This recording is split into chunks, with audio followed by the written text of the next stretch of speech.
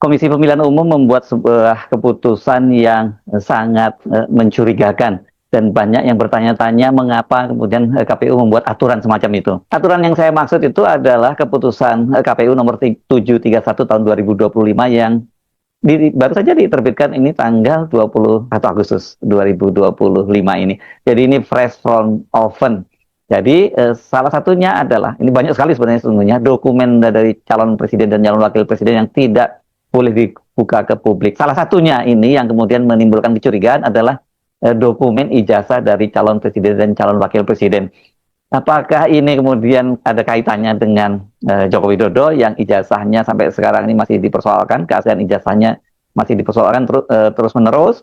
Dan kemudian yang terbaru itu adalah ijazah dari Wakil Presiden Gibran Rakabuming yang notabene adalah anaknya Jokowi. Kalau Gibran yang dipersoalkan justru adalah ijazah SMA-nya. Bahkan sekarang ini Gibran itu sedang digugat di Pengadilan Negeri Jakarta Pusat dan ini nggak main-main. Gugatannya soal ijazah SMA-nya ini dia diminta untuk membayar ganti rugi 125 triliun.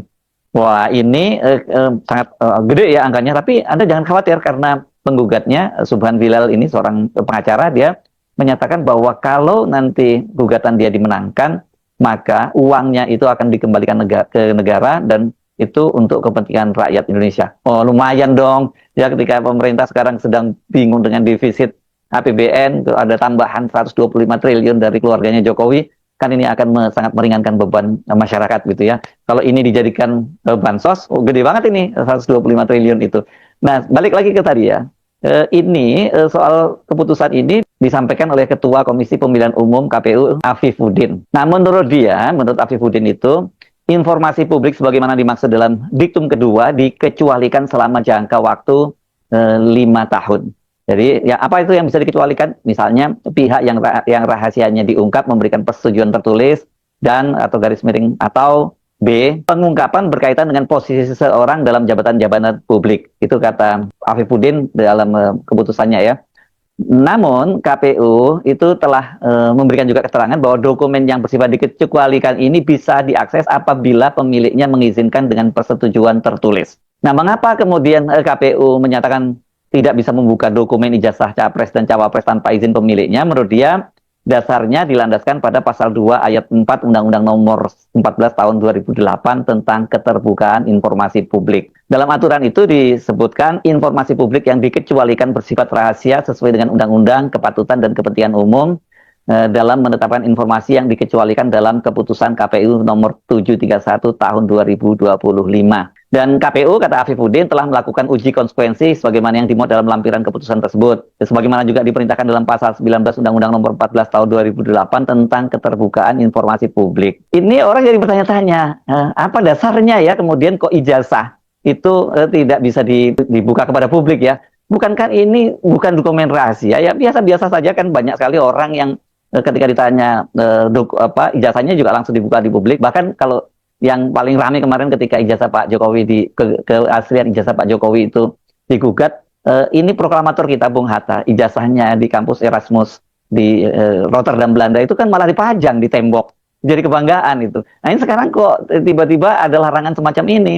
Orang tentu saja mengkait-kaitkannya dengan kontroversi ijazah Joko Widodo dan sekarang menyusul ijazah anaknya Gibran Rakabuming. Bahkan Jokowi berkali-kali itu selalu dia menolak untuk menunjukkan ijazah aslinya. Dan dia menyatakan bahwa hanya kalau atas perintah dari pengadilan maka dia akan menunjukkan ijazah aslinya. Tetapi ketika dia digugat di Pengadilan Negeri Solo oleh seorang pengacara senior di sana, yakni Muhammad Taufik, pada saat proses mediasi dan kemudian dia diminta untuk menunjukkan ijazah aslinya untuk sebagai dasar apakah gugatan itu mau dilanjutkan atau tidak, Joko Widodo malah memilih deadlock. Dia memilih untuk tidak menunjukkan ijazahnya dengan konsekuensi proses persidangannya berlanjut. Oke, halo teman-teman, kembali lagi bersama saya di channel ini. Salam NKRI harga mati. Teman-teman, dalam video ini kita telah mendengarkan sebuah cuplikan video yang sangat menarik.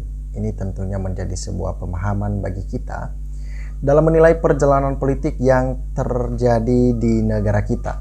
Nah, Komisi Pemilihan Umum ya, terancam ijazah Gibran dan Jokowi. Oke, lagi viral KPU pertahankan ijazah Jokowi dan Gibran tak mau tunjukkan ke publik. Nah, simpelnya sebenarnya dalam setiap tragedi ataupun kasus-kasus yang ada itu dapat terselesaikan dengan cepat tanpa ada yang namanya perdebatan, pengadilan, ya seperti apa itu dan segala macamnya. Dapat terselesaikan itu jika Joko Widodo dan juga anaknya Gibran Rakabuming Raka menunjukkan ijazah aslinya. Pada dasarnya, sebagian besar ada banyak orang memang yang pro terhadap Jokowi. Itu sah-sah saja. Kita tidak dapat membatasi mereka untuk selalu percaya dan tidak percaya dengan isu-isu yang terjadi di negara kita. Pada kesempatan kali ini, beberapa hari kemarin ketika muncul seorang bapak-bapak ya yang kerap kali menyampaikan di media sosial bahwasanya dia memiliki bukti kuat bahwa Jokowi dan Gibran itu ijazah palsu. Gibran Rakabuming Raka sebagai wakil presiden saat ini jika benar ijazahnya palsu, ya itu suatu kebohongan publik yang memang tingkatannya benar-benar fatal dan sulit untuk dimaafkan orang-orang seperti itu. Kenapa? Tidak hanya Prabowo yang ia bohongi, tidak hanya orang-orang yang benci terhadap dia yang ia bohongi, tetapi seluruh rakyat Indonesia, bahkan mitra-mitra kerjanya dalam kabinet Merah Putih. Dia telah membohongi orang-orang seperti itu. Lucunya sekarang, ketika dia menjadi seorang wali kota, kenapa? Dia pakai ijazah apa di sana? Dan ketika dia menjadi wakil presiden, dia pakai ijazah apa juga? Masa sih? Sampai-sampai dia dapat mengkelabui orang-orang seperti itu. Nah, negara ini bukan milik KPU. Karena memang pada dasarnya dalam setiap pendaftaran, ya calon wali kota, cawapres, itu pastinya melalui persyaratan dari Komisi Pemilihan Umum. Dan apakah mereka buta untuk menilai ijazah tersebut ataupun tidak? Ataupun memang karena kekuatan-kekuatan politik sehingga mereka dapat meloloskan Gibran Rakabuming Raka. Nah, sekarang masyarakat Indonesia telah tahu isu-isu seperti ini dan mereka bingung ya kebenarannya di mana. Disampaikan di sini, setiap usulan capres tidak bisa dirahasiakan, harus terbuka di hadapan publik. Berarti ada sesuatu yang nggak benar di KPU. Jadi ketika ada banyak orang-orang yang mengatakan saat ini ya ijazah Jokowi palsu, itu karena keraguan mereka, tidak adanya ketransparansi dari KPU yang dimana mereka lah lembaga yang memberikan sebuah persyaratan dalam setiap pencalonan yang ada, baik itu wali kota, ya, gubernur dan beberapa macam hal-hal yang lain yang dinilai mereka terkait di sana. Nah, bubarkan KPU Ternak Mulyono, ayo mahasiswa geruduk KPU. Negara ini bukannya melarat tapi banyak pejabat dan pengemban amanat jadi pengkhianat. Rakyat bukannya nggak tahu tapi banyak pejabat nggak punya malu dan penipu. Negara bukannya kekurangan duit tapi terlalu banyak malingnya. Ya memang banyak mafia-mafia yang tidak terlihat, yang gerakannya itu sulit dibaca, terlihat baik, terlihat seakan pro kepada masyarakat, tetapi itu hanyalah sebuah gimmick-gimmick yang dibangun untuk mengambil simpatisan masyarakat Indonesia. Nah, saya kira saat ini masyarakat sudah tak bodoh lagi akan hal ini. Jika benar Gibran Rakabuming Raka adalah ijazahnya itu palsu nantinya, maka yang jadi sasaran utama Komisi Pemilihan Umum, karena mereka lah yang telah meloloskan verifikasi Gibran Rakabuming Raka.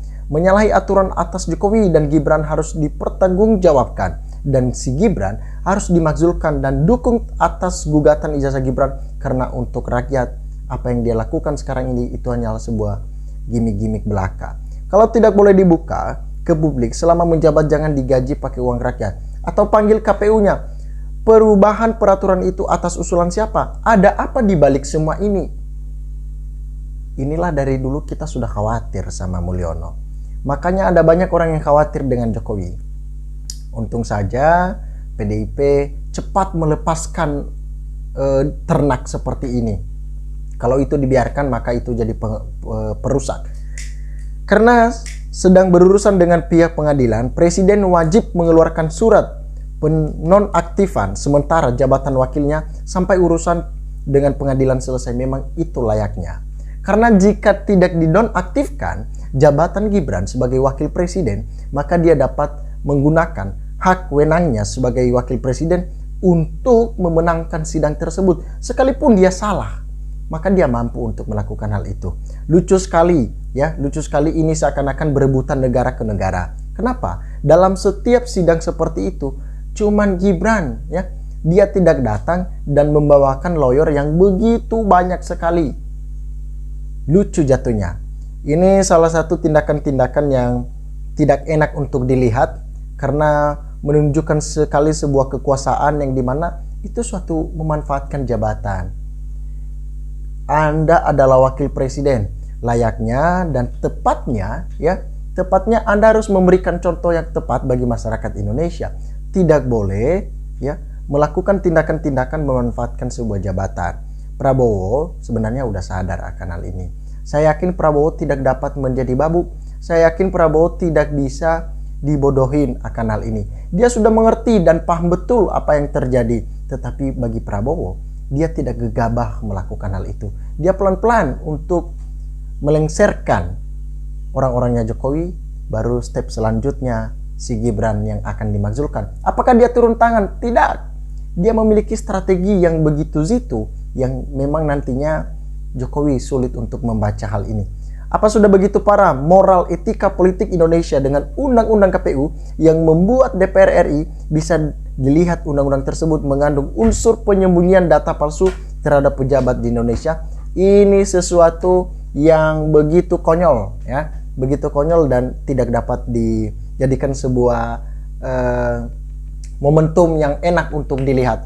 Nah, teman-teman, sahabat-sahabat lensa netizen dimanapun Anda berada, silakan berikan tanggapan teman-teman di dalam kolom komentar ini sehingga kita dapat bertukar pikiran antar satu dengan yang lain lewat kolom komentar ini. Terima kasih teman-teman. Lensa netizen melaporkan.